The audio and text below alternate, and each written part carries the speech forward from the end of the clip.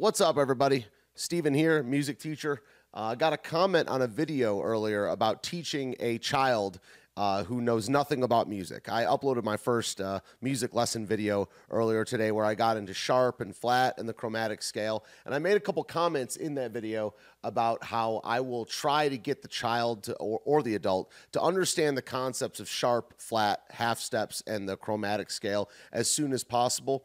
But the comment on the video asked if that was where I would start things if I was working with a kid, maybe a young kid. So I responded to the comment, yes and no. And for the most part, no. I'm not going to be saying things like half step and chromatic scale, or even learning the names of the black keys in my first class with a young kid. So here, I took a few notes on the board beforehand, and I'm going to walk you through what I would be doing with a child maybe 5, 6, 7, 8 years old in our first class. Now, the first thing is I'm going to be assuming that this is a 30-minute class. Usually, if a kid is under 10, until we've built up kind of what we do over a 6-month period, we won't be doing 45-minute or hour-long classes. So this is assumed that we're going to be handling things in about a 30-minute period, which is not much time. So if you look over at the numbers here, we got 1, 2, 3, 4, and 5. Now think about it. If we spend 5 minutes on each thing, that's 25 minutes. And we might do a few questions at the end. We'll do a little get-to-know-you time. Now, if it's our first class, usually I'm going to make it around a 35-minute lesson because I do want to get to know the kid and just like talk a little bit, maybe ask them some questions about what music they like.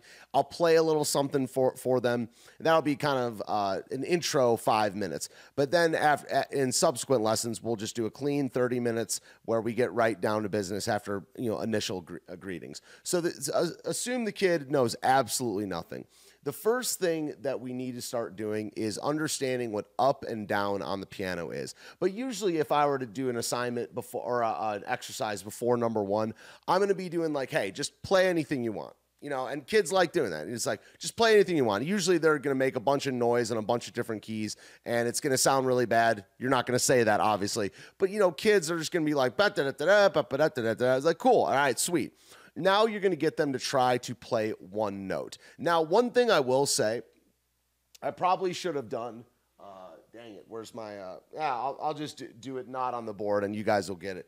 Prior to number 1, I'm going to explain to them what a note and a chord is. And a big thing that I'm going to be doing is like, hey, I'm going to email your parents, or I'm going to give you a cheat sheet at the end of the class and ensure and reassure them that you're going to say a lot of words today, but they don't really need to remember all of the different terms. But we are going to be focusing on terminology, whether they like it or not, whether you like it or not. I mean, we are creatures of speech.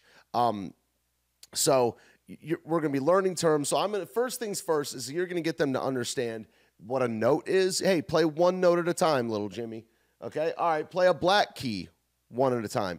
Hey, play another white key. Great. Now you're going to learn what a chord is, and a chord is 2 or more notes at the same time. So I kind of flubbed this a little bit. Maybe this would be 6 different exercises right here. So the first one I would do, as I just said, is 1 note at a time, 1 black note at a time, 1 white note at a time. Then you could say, hey, play 2 white notes at a time. That's your first chord. Great. Now play a black and a white note at a time. Great. Now play 3 notes at a time, and you can go all the way up to 5, whatever. Then you ask them, how many notes can you play at once? And they might put an elbow on the piano and play like 20 at once. And you ask them how many fingers they have. So what you can see is just the idea of exploring notes and chords covers your first like 5, 6 minutes. You could do 15 minutes just on that. Just throwing different, hey, play a note with your other hand, with your right hand. Now, that transitions us into what is written as exercise number 1 here, but probably should be exercise number 2. Do they know left and right?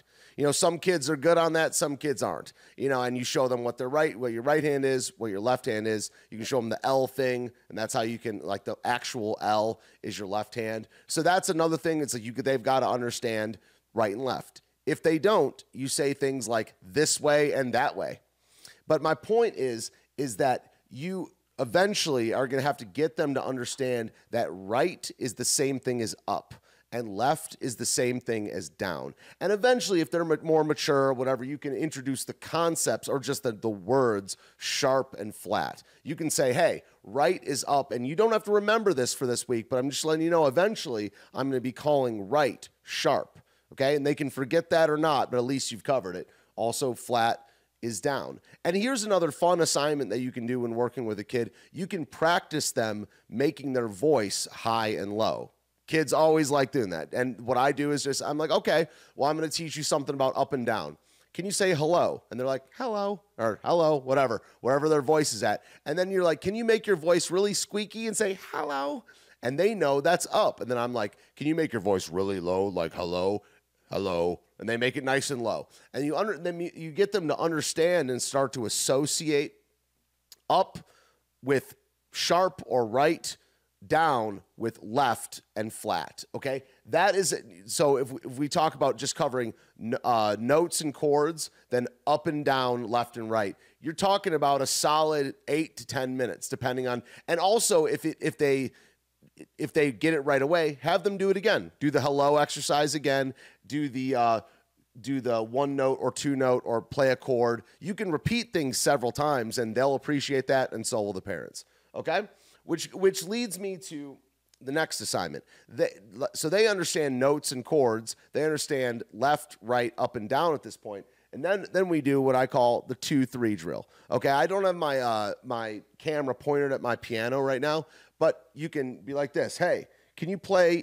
Get them to find the group of 2 black keys on the piano and the group of 3 black keys on the piano. And right now, if you noticed, we have not even named a note yet. It's not even about that till halfway, 20 minutes into this 30-minute class. But they do know up and down. So what you do is you have them play the lowest 2, the group of 2 that's lowest on the piano. You can start with highest, but I start with lowest. Play the group of 2. Now play the group of 3. Now go to the next group of 2. Now go to the next group of 3. And eventually they'll see there's a pattern of 2, 3, 2, 3 black keys going up the entire piano. You start at the bottom, go all the way to the top. You start at the top, you go all the way to the bottom, and you've introduced the concept of what will one day become a scale, where you start at the bottom of something, you go up to the top of that thing, and then you come all the way back down. You're not going to call it a scale in today's class, but what you are going to do, you're going to introduce that concept that will one day become like do, re, mi, fa, sol, la, ti, do, ti, la, so, fa, mi, re, do. Okay, you start the 2-3 drill, 2, 3, 2, 3, all the way up the piano, backwards, 3, 2, 3, 2, 3, 2. That's called the 2-3 drill. You can call it whatever you want, but that's what it is. So now you're going to start to learn your first notes. And the first one I teach is C. And if you look, what we're going to do is we're going to combine assignments 1, 2, and 3 into one assignment in this way. Find the group of 2, play the white key to the left of it. If they know left and right, great. Okay, or you could just show them where C is. Find the group of 2, play a C. They could play the group of 2, then find a C, or and eventually you're going to have them just find a C by finding the group of 2. And you have to look out as a teacher to make sure that they're not playing F. Because what they're going to sometimes do is find the group of 3 and play the white key to the left of it. And you have to remind them that, no, that is the group of 3. You have to be at the group of 2 playing the note to the left. So I just want to repeat one more time. We're covering a surprising amount of stuff in just 15 to 20 minutes of a class. In fact, this video is now 10 minutes long. And, you know, there's no shortage of material to ever get through, especially because you can repeat things more than once. Now, for some kids, that's kind of their first class. Okay, they're going to run out of patience. You're going to want to make sure they get it. They might have questions. Every person's different. So that might be where you stop. You're going to assign, if they want homework, you assign the 2-3 drill. You can send them a video of you doing these things, just exploring the piano, and maybe, naming your first notes. Now, from there, you can go one of 2 routes. You can, if they're good with the alphabet, you can start to fill in the rest of the notes. You're like, hey, do you know the alphabet? Hey, I know the alphabet. A, B, C, D, E, F, G, H, I. And you stop them at H. Like, whoa, whoa. The only thing that's weird about, the only thing that's different about music is there is no H. There's no I. There's no J. It's A through G. Have them say A, B, C, D, E, F, G And then what happens after G? It starts over at A, and you play a game with them where you just say the notes. And I'm like, hey, little Jimmy, can you say it backwards? It's like, what? Can you say the alphabet backwards starting at G? And you show them. You go G, F, E, D, C, B, A. This is going to throw them for a loop because no kid says the alphabet backwards. I mean, no one at all says the alphabet backwards, but you will because you're a musician, okay? So you're learning your first notes, and then you get into finger numbers. Now, the finger numbers in music are 1 to 5, thumb to pinky. Okay, they're going to think that it's like just goes one way or whatever, but that's not what finger numbers are in music. And forgive my drawing. I'm pretty bad at that. Good at music, bad at drawing. 1, 2, 3, 4, 5. 5, 4, 3, 2, 1. And that's an exercise that you can have them do to help build motor skills and stuff like that. Have them actually wiggle each finger while saying the numbers. You can do it one hand at a time, other hand at a time, or both hands at once. 1, 2, 3, 4, 5, 5, 4, 3, 2, 1. Another great assignment. You can put it in the email, or if you're doing it in-person classes, that can be one of the homework assignments, okay, if they know nothing about music. Now, the final one, and I would be very cautious about putting this in the first 30-minute class, but eventually you're going to show them what I call 5 fingers on 5 keys. In that, you line up on the keyboard with one, these are not real size keys. I mean, it's a little big for me, but you put one finger on each white key, and you show them how to do that with each hand, and you can start to do little mini scales, one hand at a time, other hand at a time, both hands at a time. But that could be what I just did. It could be your first 2 30-minute classes, because you could, in every class I do, we always review the last one. So you go through the 2-3 drill. Hey, play the highest note on the piano. Hey, play the lowest note on the piano. That's one I neglected from earlier when we were talking about up and down. Have them explore the entire range of the keyboard. Have them go through every single white note from the bottom, go to the top, every single white note going down, and then you start to kind of test them like a game. Hey, play the highest note on the piano. Hey, play the one lower than that. Hey, can you play 3 white keys lower than that? Okay, that type of reference point type thing can be very challenging and very fun for a kid, because kids crave novelty, and they also crave like games and things like that. You're basically going to be telling them, testing them, but you're going to be calling it a game. You're going to be calling it an exercise. Hey, let's see if you can do this a different way. And when if you see their confidence waning, you go back a step or two and you review old stuff, and you show them why the current thing you're doing depends on their knowledge of the previous thing. So I hope that helped. I wanted to keep this video like under 15 minutes. But just to review, notes and chords. Number 1, what is a note? It's one note. What is a chord? It's more than one note. There's white and black keys. Have them explore that in the way that you see fit. Then you're going to want to make sure that they know up is right, down is left, and maybe you'll just start planting it in their brain that down is the same thing as flat, and that sharp is the same thing as up, okay? Then you can do what's called the 2-3 drill. 2, 3, 2, 3, 2, 3, going up the whole piano, reverse course, 3, 2, 3, 2, 3, 2, coming down the whole piano. Then you start to teach them their first notes. C is the white key to the left of the 2 black keys. Then you teach them about the musical alphabet that does not go to H. It starts over after G, and then and goes to A, of course. It starts over.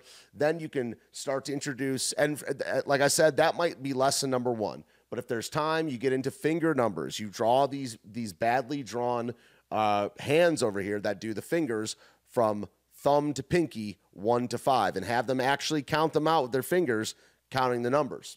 Finally, and this might be for like kids lesson video number 2, you have them put 5 fingers on 5 keys and start to be able to play certain notes with certain fingers, which will help to develop finger dexterity. As always, this stuff starts with the mind. I mean, a lot of my students, they aren't used to this, and they think it's really weird at first that we spend so much time with the mind and then we apply it to the fingers. That's because the fingers are dumb. They don't have brains. What is smart is you. What is smart is your brain. Your brain makes the finger things happen. So that's our first kids lesson video. Let me know in the comment section if there's any questions and stuff like that. But I'm going to be doing a lot more of these videos. I kind of have the spark going on right now, and I can usually knock them out in one take. So I don't know. See you guys next time. I'm Steven. Have a great day.